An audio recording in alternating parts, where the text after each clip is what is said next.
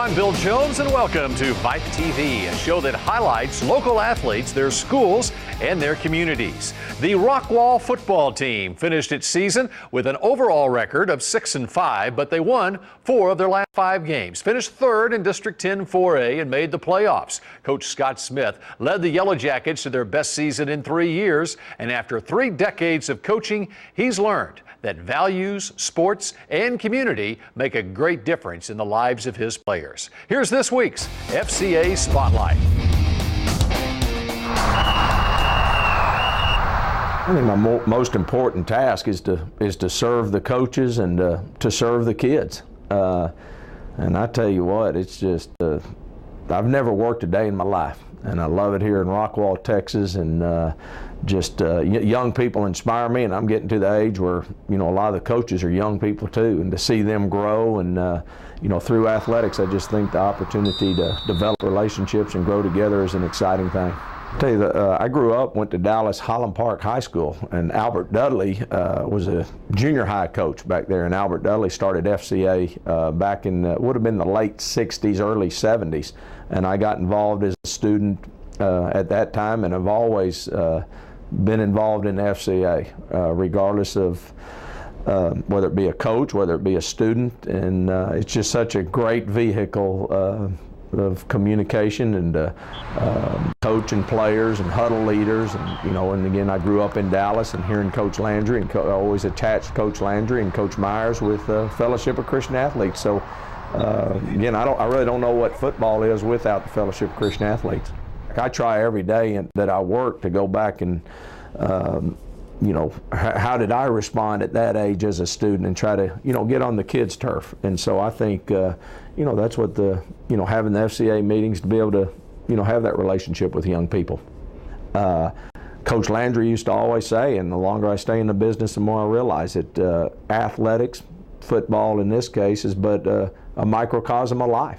It happens that way out there, and you can't do anything alone. I think as I get older and even stay in it long, I think I'm learning a little bit more to let it go. Sometimes we think as a coach we can control an outcome of something. I can't.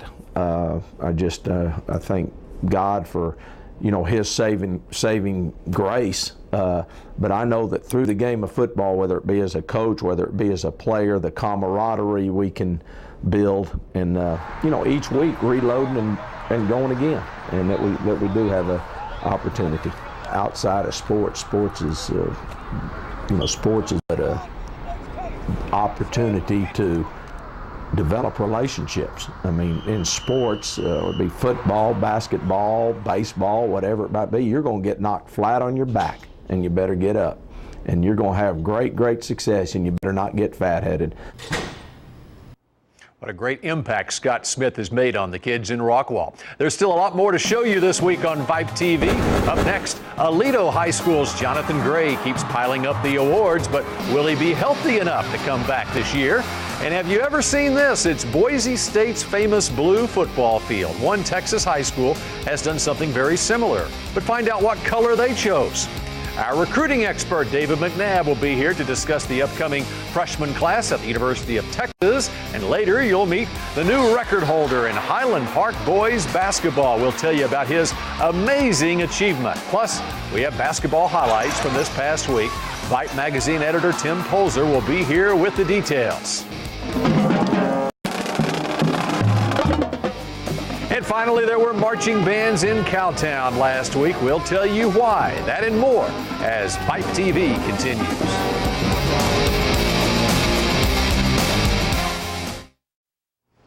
Welcome back to VYPE TV. Earlier this week, the High School Football Rudy Award winners were announced. Unfortunately, Michael Harris of Fort Worth learned he didn't make the Final Four. The Triple Tech High School senior, one of 12 national nominees. The Rudy Awards are academic scholarships presented to athletes who have overcome challenges and inspire others. On the other hand, we have some good news concerning Aledo High School's running back Jonathan Gray, now in a class with history's finest players. This week, he was selected Mr. Football USA, an honor given by ESPN, choosing Jonathan as the best high school football player in the nation. You may recall Jonathan was selected 6 weeks ago as the first recipient of the Landry Award. He followed that with a record-breaking performance in the Class 4A title game against Lamarck, some 323 yards rushing and 8 touchdowns in one game. That performance also gave him 59 touchdowns for the season, breaking a record that stood since 1953. Gray is the first junior in history to win the Mr. Football USA Award. He joins other Texas winners, Earl Campbell, Billy Sims, and Eric Dickerson. What a class. But even the mighty are still human. Jonathan underwent shoulder surgery on Thursday, the same day he became Mr. Football USA. The surgery was to work on his joint and tighten a ligament. He's expected to be 100% ready for next season. Well, you know, Boise State has a blue football field, but a different color has come to Texas, the color red. Canyon High School in New Braunfels just installed this bright red turf with black end zones to match its school colors. The soccer team is playing on it now. Football fans have to wait until the fall. It's the only red high school field in the nation, but there is one at the college level, of course, at Eastern Washington University. They just won that NCAA football subdivision championship this month when they beat Delaware at Frisco's Pizza Hut Park. Time for our recruiting update now, and with that we welcome in David McNabb, VYPE recruiting expert and author of the weekly McNabb Report. We got a lot to get into with David this week. Of course, National Signing Day coming up very quickly on February 2nd. And there's some recruiting news this past week involving Oklahoma and TCU and Euless Trinity's Brandon Carter. Yeah, last week at Trinity's football banquet, Brandon Carter, was talking about he was considering TCU, which was pretty late in the process, and he had given a commitment to OU to be a defensive back, but obviously with TCU's great year, I think they talked to him about being a wide receiver, got him to come on a visit, and he switched his commitment to TCU, which is a huge get. TCU actually have gotten a couple other commits from around the state to switch, but Brandon will probably be on the field next year for the Frogs and as a return specialist and a receiver. And a key there, of course, Oklahoma coaches had talked to Brandon Carter about playing cornerback. He wants to play on the offensive side of the ball. And another key is that TCU's losing Jeremy Curley, who plays that slot receiver and is a great punt returner for the Frogs. And Ryan Broyles, same type player for OU, is coming back and not turning pro. Right, and that's all part of the recruiting for players because Brandon hadn't played much defensive back. He would have had to been in training, probably even redshirted. So he'll be on the field, when TCU plays everybody but Texas Tech, I guess, next year. The Red Raiders That's opted another story, not to play the Horned Frogs. All right, we don't have time to get into all of that. But how about Chris Barnett, the tight end who was LD Bell this past season and had committed to Arkansas? What's going on with him? Chris Barnett, he ought to be a basketball player. He's been to several schools, A. Maceo Smith, Trinity, LD Bell. He's ended up at Bell. He's been committed to Arkansas. And he's a very good player, really talented, really good kid. And it is hard to tell all these great schools and coaches no, but he's getting into a little bit of a dangerous I'll decide later recruiting poker. And he's got a commitment to Arkansas, but USC, Willie McGarza, former Texas player, is recruiting him. Miami's recruiting him. He's taken these visits, and he may end up and go, well, I want to go to Arkansas. And Arkansas said, well, we got another tight end. Mm-hmm. So I hope it all works out well for Chris. And he'll end up at some really good school, but he's the interesting one to kind of watch to see where it actually shakes out. Speaking of tight ends, how about Seagoville's Andrew Peterson? He has as they say, he's blown up in the last month. He was not very big throughout the season, but as coaches were able to hit campuses in December, Peterson is another big tight end. I mean, this week Mike Sherman was on campus from A&M. Oregon's been there this week. Arkansas has been there. So he's probably the biggest. He and a kid from Brenham, Brandon Alexander, probably the two seniors that are the biggest recruits in the last half of recruiting. With these spread offenses, teams are seeing the value of the big receiving tight end. Abilene running back Herschel Sims, a guy who's been committed to Oklahoma State, A lot of rumors about him. Yeah, he apparently is looking at Baylor. You know, Oklahoma State was a great fit. He hasn't decommitted from there, but again, coaches get a little skittish when kids start taking visits after they've committed, and they've got to cover themselves. Herschel Sims is a really great player, hampered by a shoulder injury this year. So that'll be interesting, because that domino, if he leaves Oklahoma State, goes to Baylor, then Oklahoma State's looking for a running back, and where do they go to get it? So all those dominoes will be falling in the next 10 days. All right, as we go into this signing period, again on February 2nd, according to Rivals, maybe some other scouting services out there, the University of Texas ranked #1 in the nation. Of course, they've got several local athletes that they have recruited this year, including the Arlington wide receiver Miles Onyebule, who played quarterback his senior year at Arlington, Marcus Hutchins of DeSoto, Joe Bergeron, who they've been on since probably his freshman year at North Mesquite. And even with the coaching changes at Texas, they've basically been able to keep this class together, with the exception of one perhaps decommit on Friday. Yeah, they're likely losing an out-of-state big lineman, but you know they've revamped the coaching staff, new coordinators, lots of new assistants.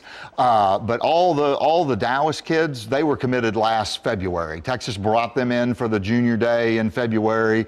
Miles is an interesting guy because he's such a great athlete. He played wide receiver, which is what Texas is going to look at him. But his brother was a big 6'5", 250-pound defensive end at Kansas, Max, and so he could grow into a tight end. Yeah, Texas is kind of what's he going to grow into, and Bergeron's the same way. I mean, a lot of people, he's a 6'1", 235 guy. A lot of people looked at him as the linebacker, a la a Ricky Hughes sort of thing at TCU. But Texas has said, we want you as a fullback, so he goes, you know, I want to play that, and he has great hands, as he's shown at North Mesquite. And of course, they did keep Major Applewhite on that coaching staff. There were a lot of rumors about Cibolo Steel running back Malcolm Brown perhaps decommitting if Applewhite wasn't on the staff, but Applewhite stays, and Malcolm Brown still a firm commitment for Texas, and that's a huge get for them. Yeah. I mean, he's the big star that they're getting, and if people have had a chance to see him at all, either on YouTube or any of the All-Star games, or here on VYPE TV, on VYPE TV, or at the state championship games. You know, he's ready to play right now. I said early, Mac Brown and Nick Saban both said, whenever you decide we have a scholarship for you, that's pretty good credentials that he's a big-time player. All right, David McNabb, we appreciate it. You can catch David, by the way, on TXA TV this coming week as we preview recruiting. Coming up next here on VYPE TV, we'll introduce you to the new hero of Highland Park basketball. He's David Allen. Plus, boys and girls basketball. We have highlights from a dozen North Texas teams who played this week. And later, the Fort Worth Southwest High School Band marching through Fort Worth.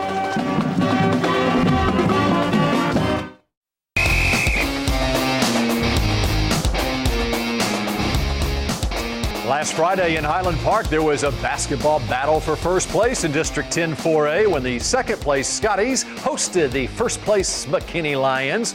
But it wound up being a much bigger night than anyone expected. McKinney's Caleb Kite scoring a team-leading 17 points as McKinney built a 5-point halftime lead, but that didn't hold. This game went to triple overtime before Highland Park prevails 87-79 thanks to 6'1" junior David Allen and his school record 53 points. Now, the previous Highland Park single-game record was 44 points, which lasted for over 32 years before David Allen broke it last week. The Scots were so focused on the winning, they had no idea history was being made. A few days ago, we met David and learned he's as grounded as he is elated. Going into it, we knew we had to win because it put us in first place in district. Allen inside. David Allen's got 37, and we're tied, 69 all. I didn't expect it to be that kind of game. That was an exciting game just because of the magnitude of it. You know, McKinney was 4-0, we were 3-1, so it was for first place in our district at the time. And probably one of the best games that's ever been played here at Highlander Fieldhouse. I don't know. It just happened to work my way. I mean, we executed our game plan well. Everything just worked out the way, you know, teammates were getting me the ball in the right places. It just worked out. Allen drives in. He's got 41 points. Pretty much the fourth quarter, we tried to get him the ball as much as possible because he was really hot. He was getting to the basket, drawing fouls, and my wife wanted me to take him out because she thought he was tired, and I'm glad we stuck with him because, again, we needed every point that he made to win the game. Zach Chu, so tough to stop, and tough to stop with those kind of passes. David Allen gives Highland Park the first lead they've had in a while. It's 77-75. The highest I had before was 27. 27? Yeah, so that was a little bit of a jump. I wasn't really thinking about it a whole lot until I was at the free throw line, and I heard the crowd chanting 50. And there it is, 50 points on the night. I was happy, but at the same time the game was still close, so I couldn't celebrate too much. 84-77, Highland Park in the driver's seat. David Allen behind the wheel, 51. You know, just a 3 overtime game. I've never had a triple overtime either as a player or as a coach. If there's such thing as a quiet 53, he had it. I mean, he had 20 free throws. He scored about 10 points a quarter. He had 33 points at the end of regulation, scored 20 points in overtime. So it was spread out. It wasn't like it was all one, and he only had 1 3-point shot the whole game too. So it was a great effort from him. Plus it was a great effort from some of our other players too. And that's going to do it, folks. What a game here tonight at Highlander Fieldhouse. The Scots outlast McKinney, and they win this game 87-79 in triple overtime to take over the top spot in 10-4A. There's nothing really that sticks out. It just, the whole thing was just kind of unbelievable, the whole game. Wow, what a night. How about some more boys basketball highlights now? This time we take you to last week's action in Garland. The #1 ranked team in the state, Tony Malden's Lakeview Centennial Patriots, taking on the Garland Owls for first place in District 10-5A. Chris Jones leading the way for the Patriots. The North Texas signee scores 15 points. Todrick Gotcher, a Texas Tech signee, scores 16 as the Patriots win over their crosstown rivals. Meanwhile, future Oklahoma State Cowboy LeBrian Nash and Dallas Lincoln playing in Springfield, Mass. in a Holiday High School showcase Monday against National Power Findlay Prep from Henderson, Nevada. Nash with the baseline dunk. Lincoln was down 6 through 1 quarter of play. Findlay led by Mike Kabongo to Amir Garrett for the alley-oop as they extended their lead to 16 points in the third quarter. Nash making the highlight reel again in the second half with a nice spin fadeaway jumper. Lincoln was down 13. They closed the gap to 8. Lost 68-59. Nash scores 23. They fell to 21-2 on the season. And joining us now to talk more about the great Lincoln High School basketball team and lots of high school hoops, Tim Polzer, editor-in-chief for VYPE magazine. Thanks once again for being here. First off, let's go back to that Highland Park game for a moment. The first question I had when I heard David Allen, and Allen scored 53 points for Highland Park. I wondered if he was the son of Billy Allen, the former Highland Park star, who is the son of Sonny Allen. He's not related to Billy Allen, but Billy Allen is the one who had the 44-point game that was the previous record. There's a lot of famous Allens in the Highland Park Randy history. Allen. You know, that was some great video with the play-by-play especially, and it makes you wonder if years from now there's going to be 10,000 people that said they were at that game, kind of like Will Chamberlain's 100-point game. Well, thanks to VYPE TV, a lot of people can say they were at the game. Great coverage right there here on VYPE TV. Let's talk a little bit about Lincoln, though, because that was the national stage, and take nothing away from this Lincoln squad. It is a huge stage to play on. It was. I mean, Findlay Prep is just an amazing program, but Lincoln ranks right up there with them. With LeBrian Nash is living up to his billing, scoring 23 points a game. You know, and he's 1 rebound short of averaging a double-double, and then you throw in Keith Miles averaging 10 points, 10 rebounds a game, and it's just, they just reload every year. And you know that will do nothing but prepare Lincoln for the postseason coming up next month. Lincoln right up there amongst the top teams in Class 4A in the state of Texas. Of course, we've got a number of Class 5A teams that are in the top 5 in the state as well. One of those teams, Cedar Hill, took on South Grand Prairie earlier this week. It was a good, tight game, won by Cedar Hill 60-57 to run their record to 22-2. Last night, of course, they played Duncanville in a showdown game. But Thomas Gibson, he got on everybody's map as a sophomore 2 years ago when Cedar Hill lost to DeSoto in the state championship game. And now in his senior year, he's one of the stars for the Longhorns. He is. They've had that leadership, like as you said, for 3 years now. And Cedar Hill is a program where they really kind of set themselves as the best program in that really tough 5A. When you got Duncanville, you get the DeSoto nearby in a different district, but just all the talent and all the great programs in those neighboring towns, just year after year, it's really a great basketball ground. Well, you speak of DeSoto, a neighboring city with Cedar Hill. Of course, it's been in a different district for the last several years, but DeSoto with a big win over Tyler Lee the other night, 68-35. And once again, DeSoto has a very balanced team. Again, it's an Eagles squad that beat Cedar Hill in the state championship game 2 years ago, and they always seem to be tough. They seem to get less publicity than Cedar Hill and Duncanville year after year, but when it comes playoff time, they just end up rolling through their bracket. DeSoto, like I said, just yet another hotbed right there in that area of the county. And this year after year, the Eagles had to be contended with when it comes playoff time. Well, and not only here on VYPE TV, but in VYPE Magazine, you can follow the exploits of all the great basketball talent, both boys and girls in the area, as the playoffs will be here before you know it. Tim Polzer, we appreciate you joining us as usual here on VYPE TV. And when we come back, the Fort Worth Southwest Band marching through Cowtown. Coming up next on TXA 21, it's Big 12 basketball. Colorado taking on resurgent Oklahoma, riding a one-game winning streak. Then at 3 p.m., you'll see Oklahoma State and the Baylor Bears. Finally, it's Arkansas State and the Mean Green of North Texas, a day of college hoops right here on TXA 21. Thanks for joining us this morning. We'll be back next week at noon to bring you the best stories in North Texas high school sports. As we leave you, here's the Fort Worth Southwest High School Band as they marched in this year's Stock Show Parade. Have a great day.